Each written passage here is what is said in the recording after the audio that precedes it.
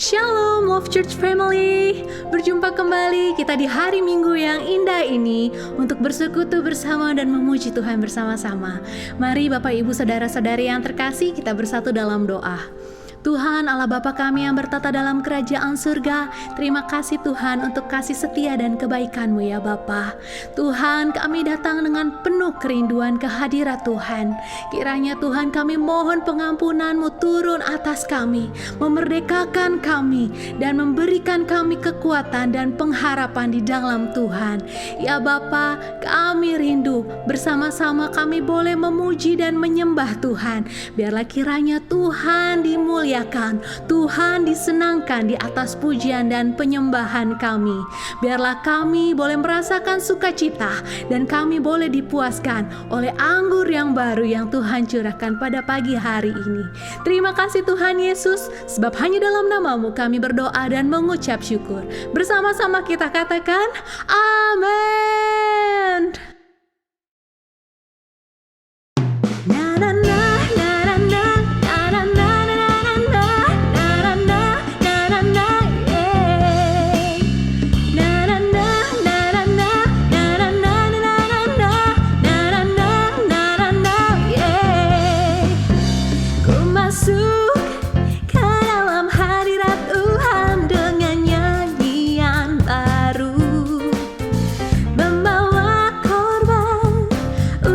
Syukur bagi Rajaku, memuji, menyembah, berdoa,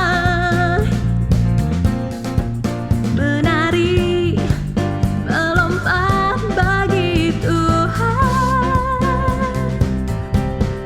Anggur baru dicurahkan, berkatnya dilimpahkan bagi mereka yang mengasihi Dia.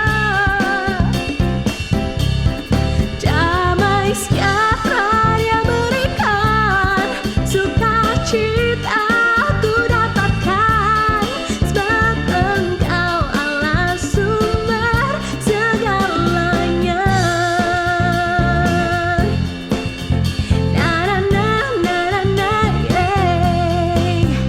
Ku masuk ke dalam hadirat Tuhan dengan nyanyian baru, membawa korban ucapan syukur bagi Rajaku, memuji, menyembah, berdoa, menari, melompat bagi Tuhan. Anggur baru dicurahkan, berkatnya dilimpahkan bagi mereka yang mengasihi Dia. Damai sejahtera Dia berikan, sukacita ku dapatkan, sebab Engkau Allah sumber segalanya. Engkaulah Allah sumber segalanya. Engkaulah kekuatan kami, Engkaulah pengharapan kami. Thank you Lord Jesus. Anggur baru dicurahkan, berkatnya dilimpahkan bagi mereka yang mengasihi Dia. Anggur baru dicurahkan, berkatnya dilimpahkan bagi mereka yang mengasihi Dia. Damai sejahtera Dia berikan, sukacita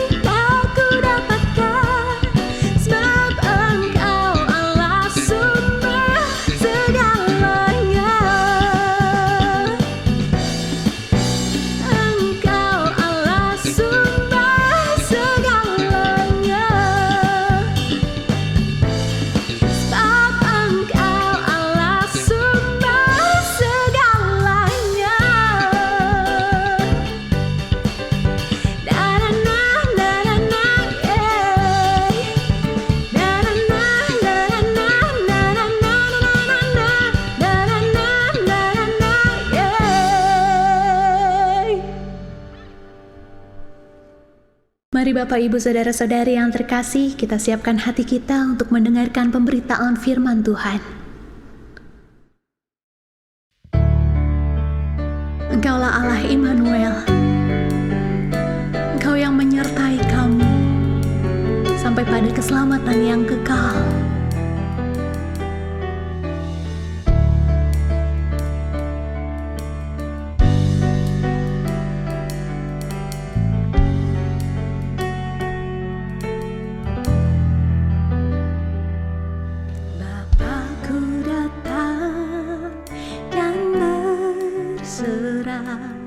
Ku nyatakan Kau yang berkuasa dalam gelap. Kau setia, Kau cahaya hidupku.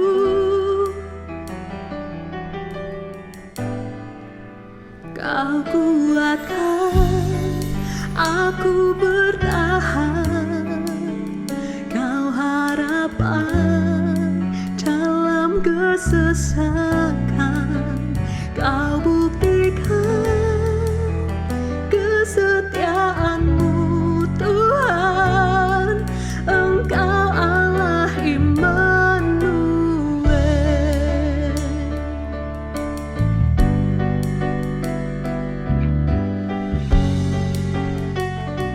Bapakku datang untuk menyembah.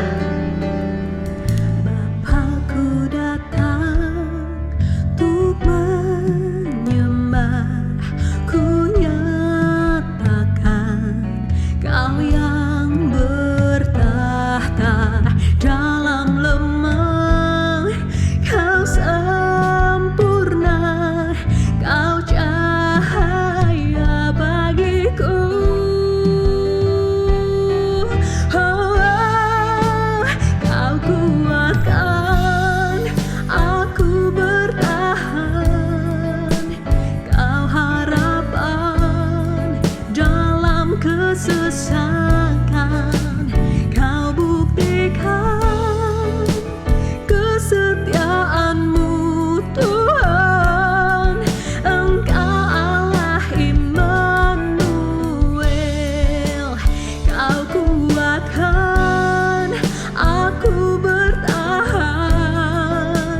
Kau harapan dalam kesesakan.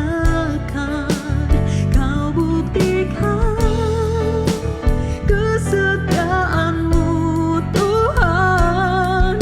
Engkau Allah Immanuel.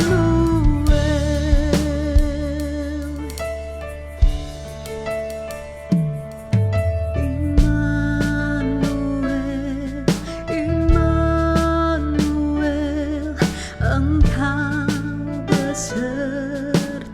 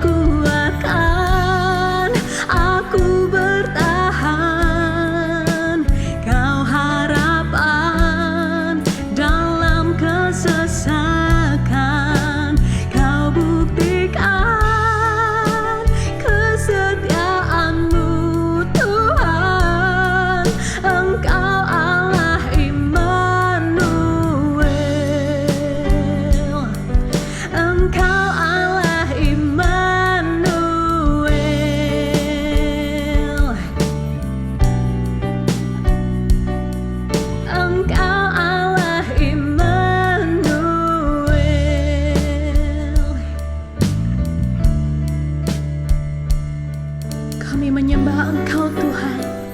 Engkaulah Allah Immanuel yang menyertai hidup kami. Bersama dengan Engkau kami kan menang. Bersama dengan Engkau kami kan sanggup menjalani hari-hari kami Tuhan. Engkaulah kekuatan perisai kami Tuhan. Engkau gunung batu kami Tuhan. Tangan-Mu yang memegang hidup kami. Bersama dengan Tuhan kami dipulihkan. Saat ini mungkin kami sedang bergelut dengan sakit penyakit kami, dengan segenap pergumulan kami Tuhan. Tapi tangan Tuhan memberikan kami kemenangan. Yesus memegangku dengan tangan kanan-Mu. Yesus memberiku kemenangan. Yesus memegangku dengan tangan kanan-Mu. Yesus memberiku kemenangan. Yesus memegangku dengan tangan kanan-Mu. Yesus memberiku kemenangan. Yesus memegangku dengan tangan kanan-Mu. Yesus memberiku kemenangan.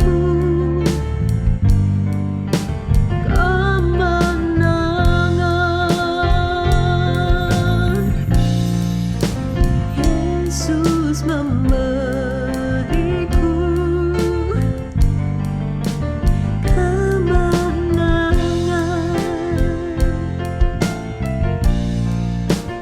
Yesus memberiku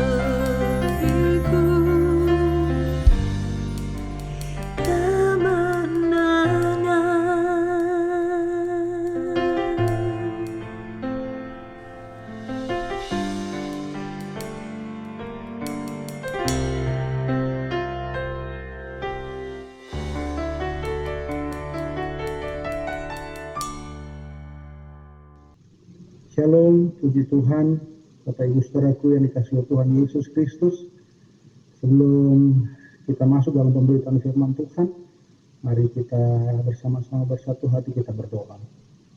Tuhan Yesus yang baik, terima kasih buat hari ini, kebaikan Tuhan bagi setiap kami. Kami sadar betul Tuhan, keberadaan kami hari ini semua berkat Tuhan. Sebab itu Tuhan sudah sepantasnya Tuhan kami naikkan Tuhan pujian penyembahan kami kepadamu Tuhan menjadi sebuah persembahan yang menyenangkan hati Tuhan. Sebab itu terimalah pujian penyembahan kami menjadi persembahan yang berkenan kepadamu. Dan Bapa yang baik Tuhan Yesus Kristus, sebentar kami mendengar firman Tuhan. Sampaikan apa yang Tuhan sampaikan, sehingga melalui firman Tuhan setiap kami yang mendengar kami diberkati oleh Tuhan.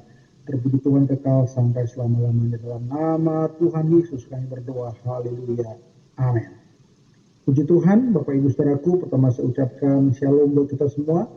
Dan terima kasih buat kesempatan yang diberikan, khususnya buat Bapak dan Ibu Gembala, serta jemaat Tuhan, dan tim pengembalaan yang ada, Love Church, ya, dimanapun kita berada hari ini. Walaupun kita tidak bertatap muka secara langsung, tapi biarlah hal ini tidak mengurangi sukacita kita, tidak mengurangi semangat kita untuk kita tetap terus memuji dan menyembah Tuhan. Puji Tuhan, Bapak Ibu Saudaraku yang dikasihi oleh Tuhan Yesus Kristus, langsung kita akan membuka Alkitab kita dalam surat Ibrani.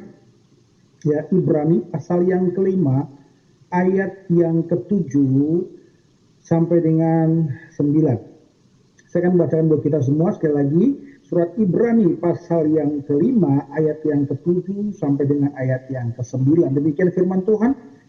Dalam hidupnya sebagai manusia, ia telah mempersembahkan doa dan permohonan dengan ratap tangis dan keluhan kepada Dia yang sanggup menyelamatkannya dari maut. Dan karena kesalehannya ia telah didengarkan. Dan sekalipun ia adalah anak, ia telah belajar menjadi taat dari apa yang telah dideritanya. Dan sesudah ia mencapai kesempurnaannya, ia menjadi pokok keselamatan yang abadi bagi semua orang yang taat kepadanya. Puji Tuhan, Bapak Ibu Saudaraku yang dikasihi Tuhan Yesus Kristus. Pembacaan firman Tuhan diambil dari Ibrani pasal yang ke-5 ayat yang ke-7 sampai dengan ayat yang ke-9. Nah, pada bagian yang pertama dikatakan bahwa dalam hidupnya, katanya di situ huruf besar, yaitu berbicara tentang Yesus sendiri. Dalam hidup Yesus sebagai manusia, artinya begini Bapak Ibu Saudaraku, Yesus pun pernah ada di posisi kita hari ini. Yesus pernah menjadi manusia yang sama seperti kita hari ini. Yesus pernah merasakan lapar, Yesus pernah marah, Yesus pernah menangis. Dan mungkin masalah-masalah yang Yesus alami adalah masalah yang juga yang sama yang kita alami hari-hari ini. Bapak Ibu Saudaraku, ya, tetapi perhatikan baik-baik, pada bagian berikut dikatakan begini, ia telah mempersembahkan doa dan permohonan dengan ratap tangis. Perhatikan baik-baik, dalam doa seperti kita juga berdoa. Bahkan dalam doanya ada ratap tangis, kita pun juga meratap dan kita menangis. Dan dikatakan ada keluhan kepada Dia, kita juga sering menaikkan keluhan kepada Tuhan. Ya, nah tapi ada timbul pertanyaan begini, kira-kira kalau Yesus berdoa, apa yang ia doakan? Kalau ia meratap, apa yang ia ratapi? Dan kalau ia menangis, apa yang dia tangisi? Pertanyaan kedua timbul Bapak Ibu Saudaraku, sama seperti kita manusia hari ini. Pertanyaan kedua begini, kalau hari ini kita berdoa, apa yang kita doakan? Kalau hari ini kita meratap, apa yang kita ratapi? Kalau hari ini kita menangis, apa yang kita tangisi? Kira-kira apakah doa yang kita naikkan sama seperti yang doa yang Yesus naikkan? Apakah ratapan kita sama seperti ratapan Yesus? Apakah tangisan kita sama seperti tangisan Yesus? Ini akan timbul sebuah pertanyaan besar, ya Bapak Ibu Saudaraku. Sebab di dalam 1 Yohanes pasal yang kedua dikatakan begini, kalau engkau berkata engkau tinggal dalam Dia, dalam Yesus, engkau wajib hidup sama seperti Kristus telah hidup. Jadi kita orang-orang yang percaya, yang dikatakan kita tinggal dalam Yesus, hidup dalam Yesus, ada syaratnya, dikatakan engkau wajib hidup sama seperti Yesus telah hidup. Nah Bapak Ibu Saudaraku, kembali kepada pertanyaan pertama. Kira-kira waktu Yesus berdoa, apa yang dia doakan? Apakah sama seperti yang kita doakan hari-hari ini? Apakah dia mengalami hal yang sama sehingga isi-isi doanya sama seperti kita hari ini? Dan jujur Bapak Ibu Saudaraku, sebenarnya apa sih isi doa kita hari-hari ini? Saya khawatir isi-isi doa-doa kita hanya diisi dengan permohonan-permohonan yang kita naikkan hanya sebatas masalah-masalah atau hal-hal duniawi semata.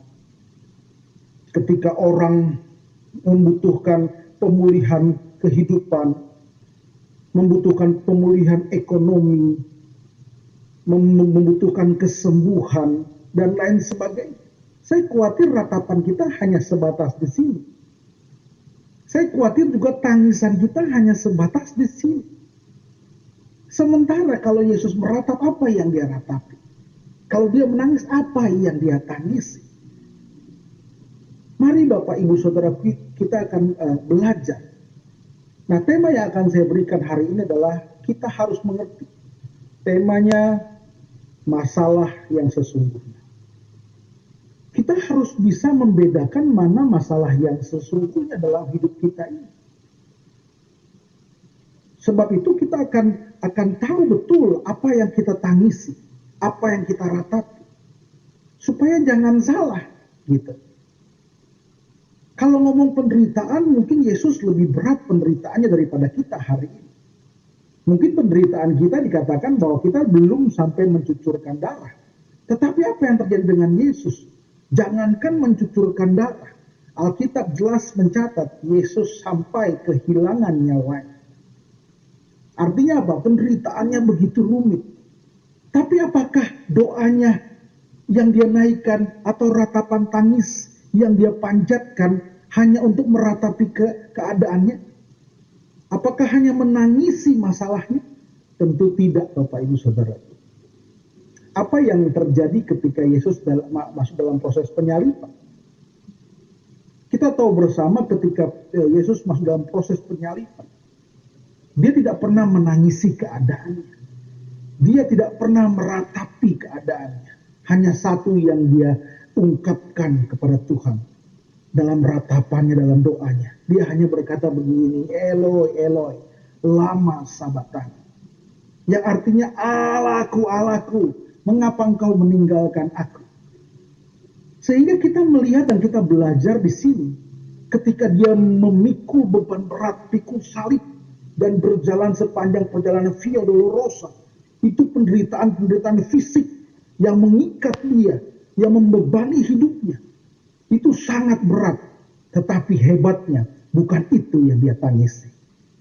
Bukan keadaan hidupnya yang dia tangisi. Bukan penderitaan yang dia alami, yang dia ratapi. Tidak. Tetapi ada satu hal yang utama yang dia ratapi. Allahku, mengapa engkau meninggalkan aku? Artinya, Yesus mengerti betul masalah utama dalam hidupnya adalah ketika dia terpisah jauh dengan Bapa di surga. Bukan masalah keadaan fisik, bukan masalah keuangan, bukan masalah kesehatan dia harus menangis. Bukan. Tetapi yang dia tangisi adalah keterpisahan dengan Bapa di surga. Ini yang dia ratapi, keterpisahan dengan Bapa di surga. Sebab itu kita harus mengerti, sebenarnya inilah masalah utama dalam kehidupan kekristenan. Ketika kita mulai terpisah jauh dari Tuhan. Bukan karena masalah-masalah yang ada hari ini. Rasanya saya juga sudah bosan gitu ya, membahas tentang masalah corona, pandemi dan lain sebagainya. Sebab itu dimanapun saya khotbah hari ini saya katakan, udah stoplah, jangan bertanya kapan corona ini selesai. Udah bukan itu lagi pertanyaan kita. Kapan masalah ini berlalu? Bukan itu lagi permasalahan kita. Mari kita sungguh-sungguh, kita jadikan kesempatan ini. Setiap masalah-masalah yang Tuhan izinkan terjadi, kita jadikan itu sebuah sarana untuk kita dekat dengan Tuhan. Sebab masalah utama bagi kekristenan, keterpisahan dengan Bapa di surga. Nah, suka tidak suka, senang tidak senang, saya mau sampaikan. Sadarkah kita bahwa justru masalah-masalah yang Tuhan izinkan terjadi bagi kita hari-hari ini, justru itu sarana membawa kita semakin dekat dengan Tuhan. Nah, lucunya orang menghindari hal ini. Padahal sejarah gereja membuktikan semakin kekristenan dianiaya, semakin kekristenan ditekan, semakin bertumbuh iman, semakin dekat dia dengan Tuhan. Tapi sebaliknya, ketika semakin keadaan dipulihkan, ketika kekristenan zaman abad mula-mula, keadaan dipulihkan, disitulah mulai adanya perpecahan. Sebab itu Bapak Ibu Saudara yang dikasihi oleh Tuhan Yesus Kristus, kembali saya mau tegaskan. Jangan habiskan tenaga, jangan habiskan air mata untuk sesuatu yang tidak perlu kita ratapi, yang tidak perlu kita tangisi. Sebab bukan itulah masalah utama kekristenan. Tapi sadarilah, kembali saya mau tegaskan, masalahnya ketika kita mulai terpisah jauh dari Bapa di surga. Mari Bapak Ibu Saudaraku yang dikasihi oleh Tuhan Yesus Kristus. Saya lupa apakah saya pernah sampaikan di Love Church ya untuk khotbah ini. Tapi saya selalu singgung Bapak Ibu Saudaraku. Pada bagian ayat selanjutnya dikatakan begini. Dan sekalipun ia adalah anak, ia telah belajar menjadi taat dari apa yang telah diderita. Bapak Ibu Saudaraku ingat, status kita ini adalah anak. Nah, sudah terlalu lama kekristenan terjebak dengan sebuah pola pemahaman yang salah, yang keliru. Mereka berpikir bahwa yang namanya anak itu pasti diindung-indung. Yang namanya anak pasti disayang-sayang. Bapak Ibu Saudaraku, saya seringkali tegaskan kepada jemaat-jemaat Tuhan. Bapak Ibu, anak-anak yang terbiasa overprotective, mendapatkan overprotective dari orang tuanya, justru itu tidak membuat anak itu menjadi tangguh di masa yang akan datang. Tetapi ketika kita melihat, ya saya juga banyak melihat pengalaman-pengalaman ketika anak dari mulai kecil sudah dilatih jualan, sudah dilatih bekerja. Waduh, setelah di masa yang akan datang, setelah dewasa, anak ini menjadi anak-anak yang tangguh.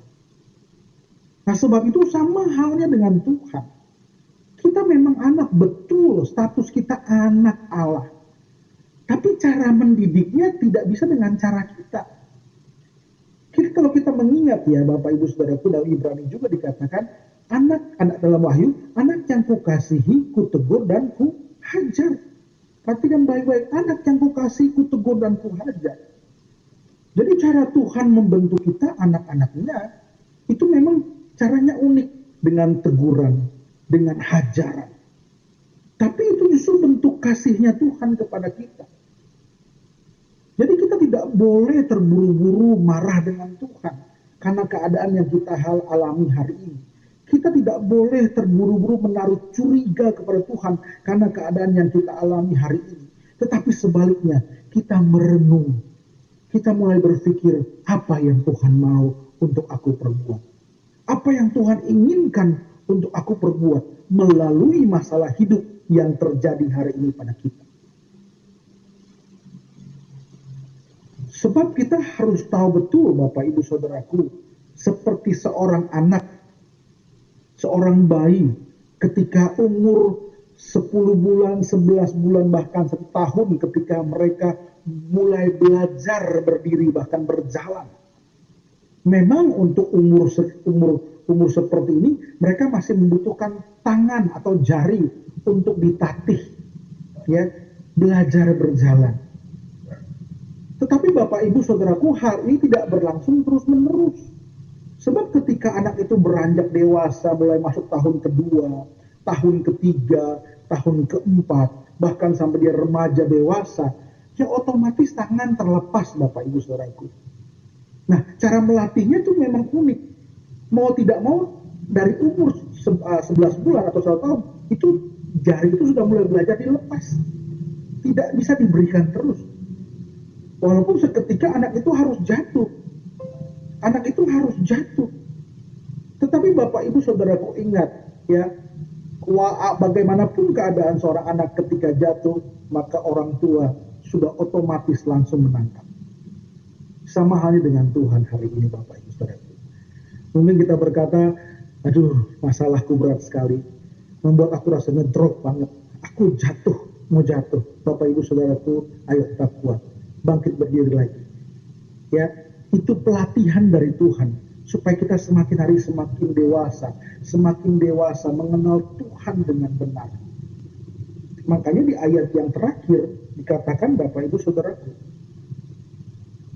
dikatakan bahwa dan sesudah ia mencapai kesempurnaannya, ia menjadi pokok keselamatan yang abadi bagi semua orang yang taat kepadanya.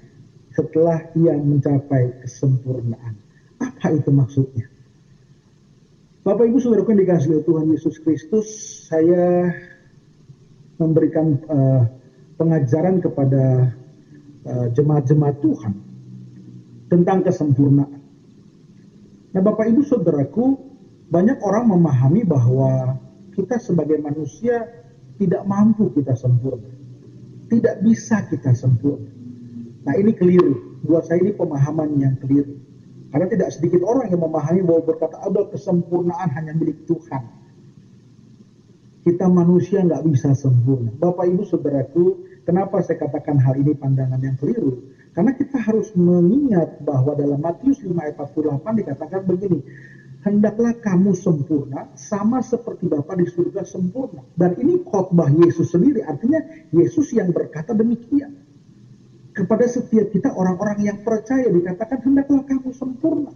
Sama seperti Bapa di surga sempurna. Artinya Bapak Ibu Saudaraku, ingat, Tuhan tidak mungkin memerintahkan sesuatu kepada kita kalau Tuhan tahu kita tidak mampu melakukannya. Kenapa Tuhan perintahkan? Karena Tuhan tahu kita mampu melakukan. Seperti orang tua kalau punya anak umur 3 tahun, nggak mungkin seorang ibu berkata, nak cuci baju sendiri ya, nak sapu rumah ya. Tidak mungkin. Kenapa? Sebab ibu tahu anak ini belum mampu, masih umur 3 tahun. Tapi begitu dia beranjak remaja, ayo mulai. Dikasih pelatihan, nak cuci baju sendiri ya. Nak mulai sapu, pel rumah. Kenapa orang tua bisa suruh? Karena orang tua tahu dia mampu melakukannya, makanya disuruh. Nah, ketika Tuhan memerintahkan kepada kita, hendaklah kamu sempurna, sama seperti Bapa di surga sempurna. Bapak Ibu, saya mau katakan begini. Artinya, Tuhan tahu kita bisa sempurna. Jadi jangan ada lagi kata orang-orang yang berkata bahwa, aduh nggak mungkin kita bisa sempurna. Kesempurnaan itu hanya milik Tuhan. Tidak mungkin.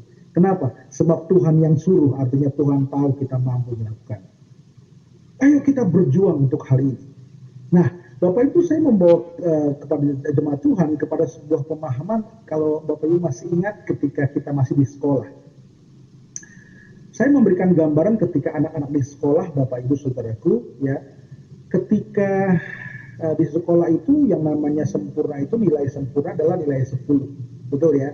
Maka nilainya sempurna, 10 nilai. Nah, Bapak Ibu untuk mencapai nilai 10 ini, ya, diperlukan yang namanya soal. Jadi begini, kalau mau dapat nilai 10, ada soal 10, benarnya 10. Ya kan? Ada soal 10, benarnya 10, baru dapat nilai 10. Artinya sempurna.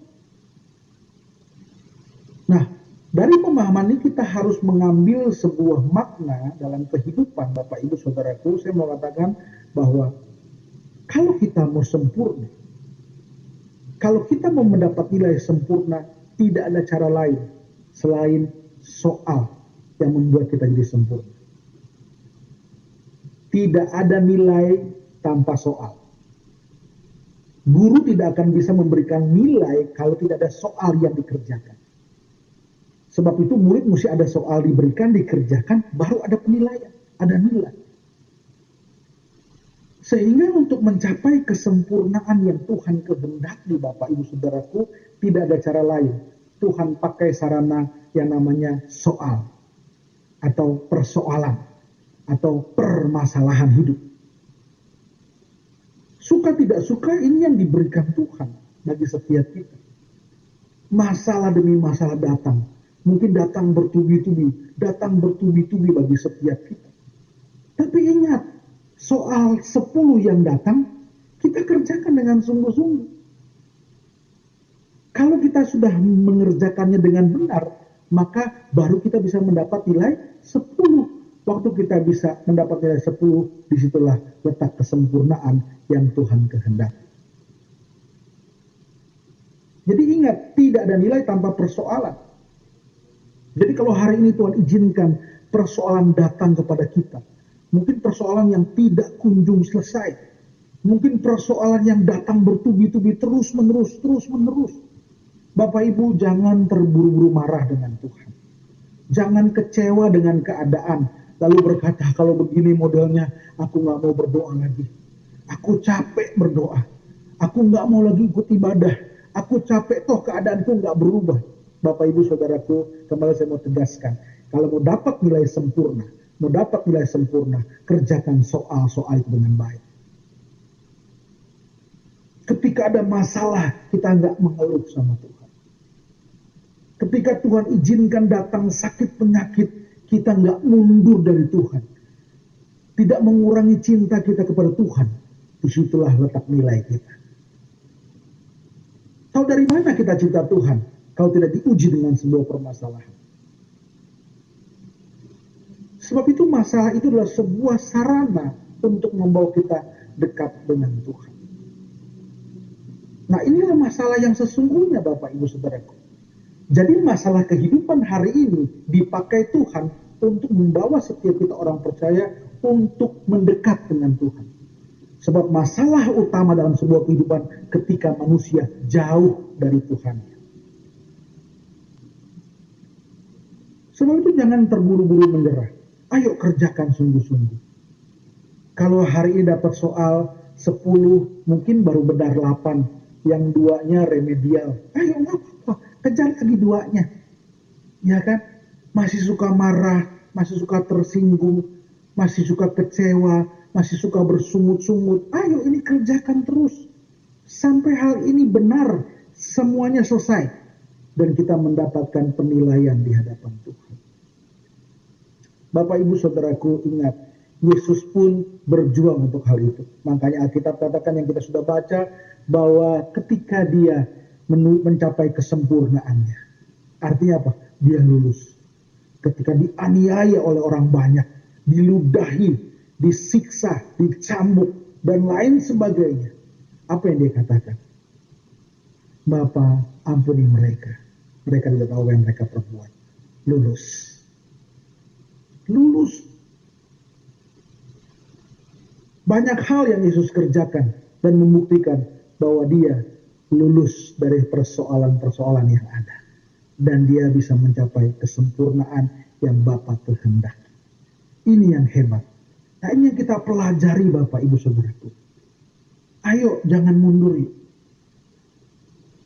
Sebab itu saya selalu ingatkan kepada jemaat-jemaat Tuhan, saya katakan Bapak Ibu Saudaraku, sebenarnya masalah apa sih yang kita alami? Seberat apa sih masalah yang kita hadapi hari ini? Saya mengajak setiap jemaat Tuhan coba ingat kembali 5 tahun lalu. 5 tahun lalu. Saya mau tanya, kita punya masalah berat nggak? Pasti punya. Mungkin 5 tahun lalu, waduh masalah waktu itu mau bayar uang sekolah anak. Mau bayar uang sekolah anak, uang nggak ada. Mau bayar uang kontrakan, uang nggak ada. Mau membeli keperluan hidup, hari-hari itu uang juga nggak ada. Mungkin itu masalah terberat yang kita hadapi 5 tahun lalu. Tapi sadar nggak Bapak Ibu Saudaraku? Sekarang sudah 5 tahun berlalu. Tuhan tolong, Tuhan tolong. Toh Tuhan pelihara sampai hari ini. Toh Tuhan jaga sampai hari ini. Sama halnya hari ini. Kalau hari ini kita mengalami masalah yang sulit hari ini, masalah yang sukar hari-hari ini, Bapak Ibu Saudara, kita akan lihat tahun depan. Tuhan tolong, Tuhan tolong. Tuhan tolong. Ya, walaupun bentuk pertolongan Tuhan, ya kita harus pahami dengan cara kerja Tuhan. Tidak bisa dengan cara pandang kita, tidak bisa. Seperti saya menggambarkan ketika orang tidak punya kendaraan, ya kan? Akhirnya dia beli motor. Setelah dia punya motor, happy dia, happy sekali. Ya, tetapi begitu dia mulai punya anak 1, punya anak 2, punya anak 3, waduh, sudah mulai berpikir kayaknya harus punya mobil. Lalu dia mulai berdoa kepada Tuhan, Tuhan tolong masalahku Tuhan. Sudah pasti kalau dia minta pertolongan artinya apa? Dia minta mobil. Nah jangan berpikir ketika kita punya masalah seperti ini bentuk pertolongannya, bentuk pertolongan Tuhan harus sama caranya dengan cara kita. Kalau kita butuh mobil harus dapat mobil. Kalau Tuhan bentuk pertolongannya nggak selalu begitu. Kenapa? Karena begini Bapak Ibu Saudaraku, seringkali dengan diberikannya motor dan ditahannya mobil, itu sebenarnya bentuk pertolongan Tuhan dalam kehidupan kita. Sebab Tuhan tahu kalau kita pakai motor, kita masih bisa isi bensin. Ya kan, 20-30 ribu bensin sudah terisi penuh, bisa dipakai 3-4 hari. Tapi begitu masuk punya mobil, waduh, tidak bisa isi 30 ribu, tidak bisa. Mungkin bisa, tapi hanya setengah hari sudah habis.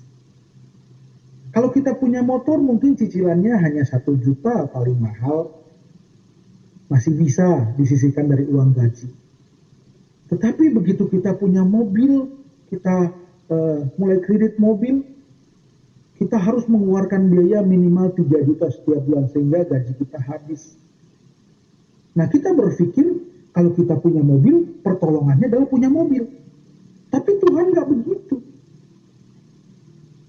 Ketika Tuhan tahan supaya kita nggak punya mobil, itu sebenarnya bentuk pertolongan Tuhan dalam hidup kita. Kenapa? Sebab Tuhan nggak mau kamu susah.